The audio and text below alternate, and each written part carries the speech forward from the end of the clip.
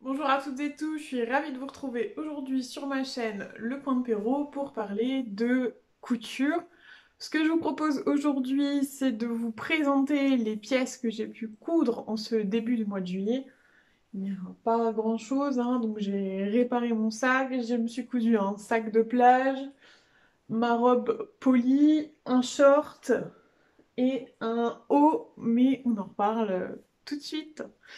Et vous avez cette mignonnerie là qui dort. J'espère qu'elle va pas passer son temps à se lécher. Alors je vais prendre 2 minutes pour vous reparler d'une pièce que j'avais cousue le mois précédent. Et je sais pas si vous vous rappellerez donc, mais sur mon sac à dos, j'avais un souci avec les œillets où je m'étais plantée dans la pose. Et en commentaire, il y a plusieurs d'entre vous qui m'ont proposé des solutions pour améliorer ça.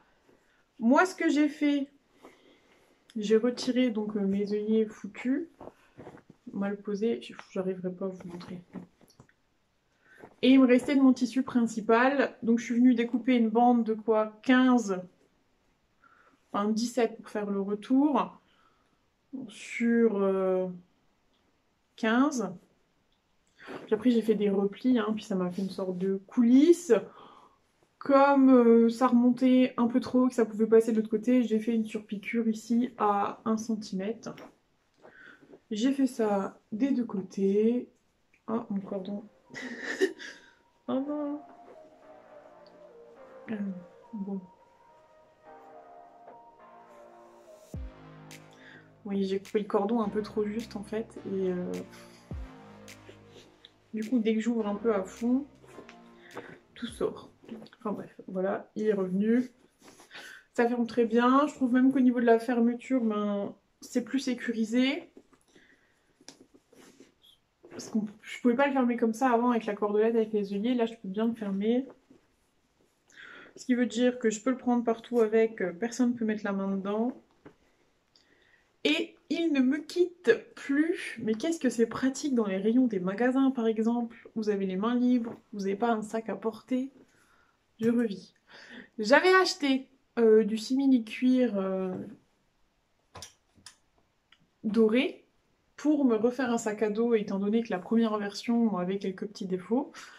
Maintenant que j'ai réparé ces petits défauts, j'avais pas forcément envie d'en refaire un deuxième, en tout cas je ne voyais pas l'utilité, donc je me suis servi de mon coupon de simili-cuir pour me faire un sac de plage et j'ai suivi le tuto d'Anaïs de la chaîne Coup tes rêves. Alors j'ai eu aucune créativité vu que j'ai pris exactement les mêmes dimensions qu'elle.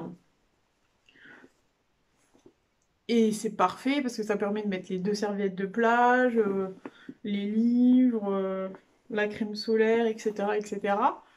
Alors je vous en parler un peu quand même, mais je veux pas... Enfin si ça vous intéresse, vous irez voir son tuto. C'est très bien expliqué, elle donne plein de petites astuces en plus pendant, donc c'était vraiment top à suivre. Donc, le simili-cuir à l'extérieur. À l'intérieur, j'ai pris une doublure coton qui traînait chez moi depuis longtemps. Et dans son tuto, elle vous propose donc de poser une poche zippée. Alors, c'est la première fois que j'en posais des comme ça. J'avais jamais fait avant. Et franchement, c'est top. Donc là, je sais pas, j'imagine bien mettre les téléphones par exemple pour éviter qu'ils se promènent dans le sac. Et de l'autre côté, elle propose de faire donc une double poche comme ça. Alors, je trouve que c'est parfait pour ranger la crème solaire. Puis j'aurai l'autre à côté, je pense, pour mettre mon livre. Puis il est très profond, enfin, c'est un sac de plage quoi. Et les deux anses. Donc, moi je l'aime beaucoup.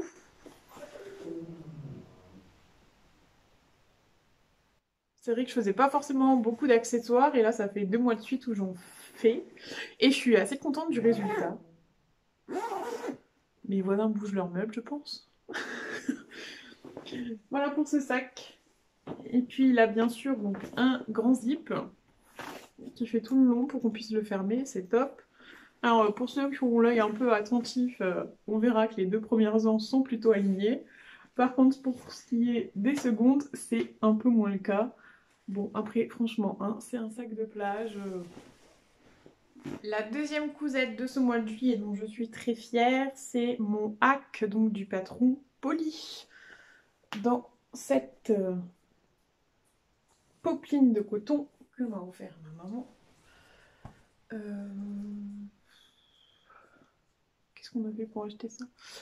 Si, avec ma maman, on a été faire un petit peu les magasins et en général, je m'arrange toujours pour la traîner dans une mercerie. On est allé chez Mondial Tissu et ils avaient donc un certain nombre de tissus déjà en solde, dont cette popeline. J'en ai pris 2 mètres et j'ai réussi à caser donc mon hack de Poly. C'est très frustrant hein, parce que ni en photo ni en caméra les couleurs ressortent comme elles devraient ressortir.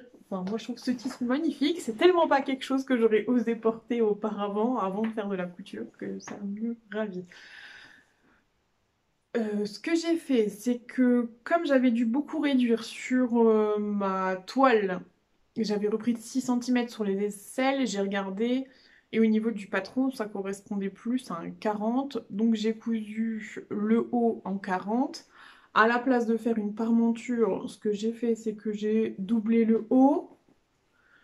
Pour le haut, je me suis arrêtée au niveau du cran de la taille qu'elle met sur le patron et j'ai rajouté 1 cm pour la marge de couture pour la jupe. Les bretelles à foufou, hein, c'est de base dans le patron.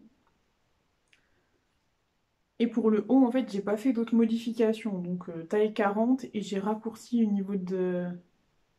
Enfin, j'ai coupé au niveau de la taille pour ensuite venir placer la partie jupe.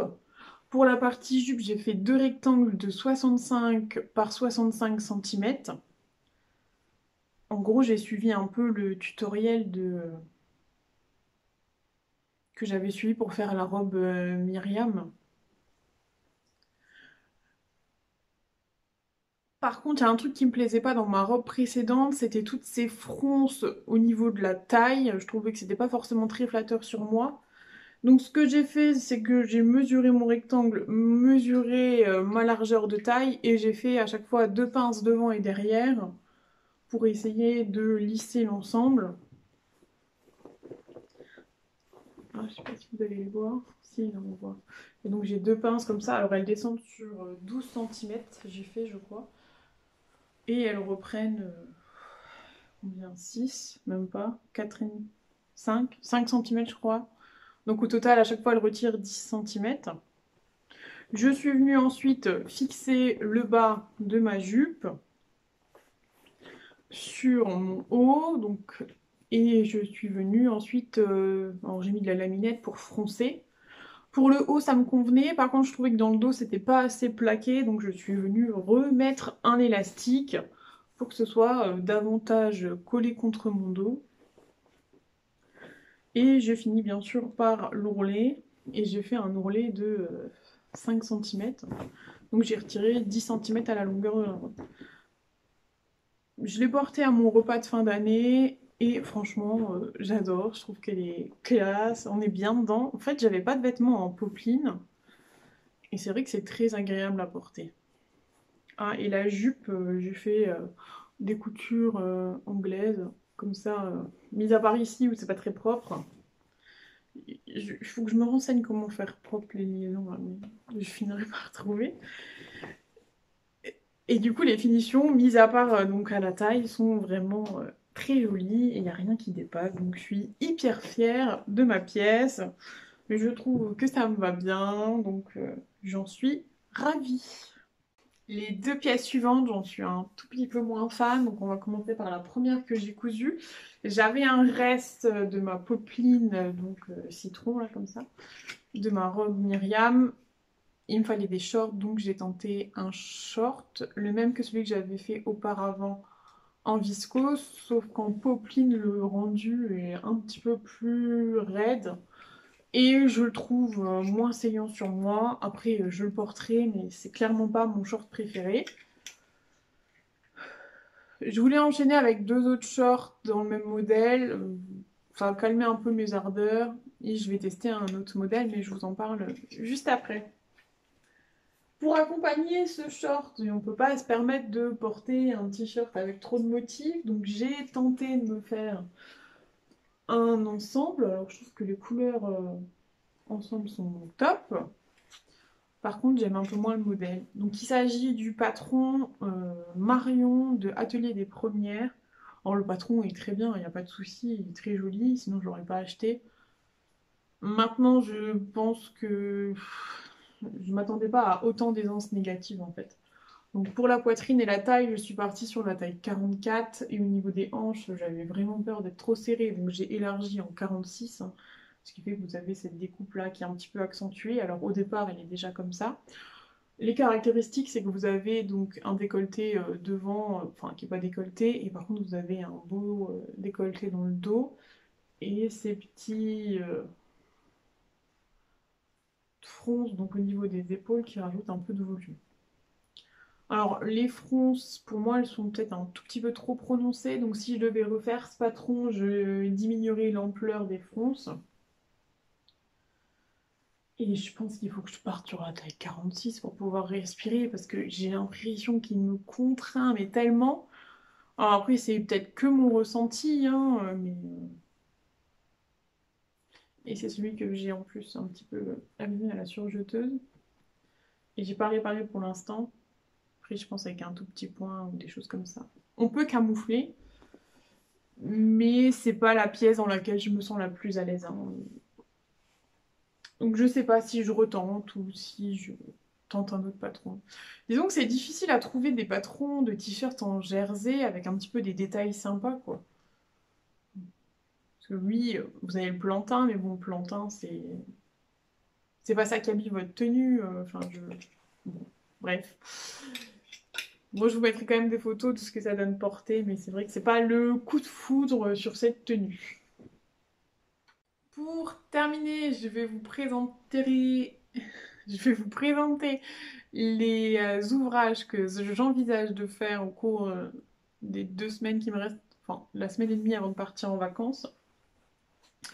La première, il s'agit de la robe de plage, donc à la playa de Chute Charlotte, que je vais faire dans ce tissu-ci. Hop.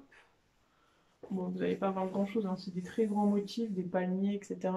Ah, mais j'avais même pas vu que les palmiers étaient dans les deux sens. Bon, bref. Je l'ai acheté chez Toto Tissu et j'ai payé 10 euros les 2 mètres. Et il faut 2 mètres pour le faire, donc c'est parfait. Et autre projet, on reste sur les shorts. Et si les shorts me conviennent, eh ben, j'envisagerai des hauts qui aillent avec. Alors, où est-ce qu'il est? Parfait. Hop. Donc, il s'agit du short Leto. Donc, du dernier, la Maison Victor. Je vous montre le schéma technique. Je vois la mouche derrière, ça vient. Qui est comme ceci. Et j'envisage donc de faire la version d'essai. Hop, dans ce tissu-là, hein, qui traîne chez moi depuis que j'ai commencé la couture. C'était mes premières commandes Dries & Stoffel. Maintenant, comme ça, si ça passe, bon, ça fait un short à motif. On peut facilement la sortir avec un t-shirt blanc ou un t-shirt noir, un genre classique, quoi.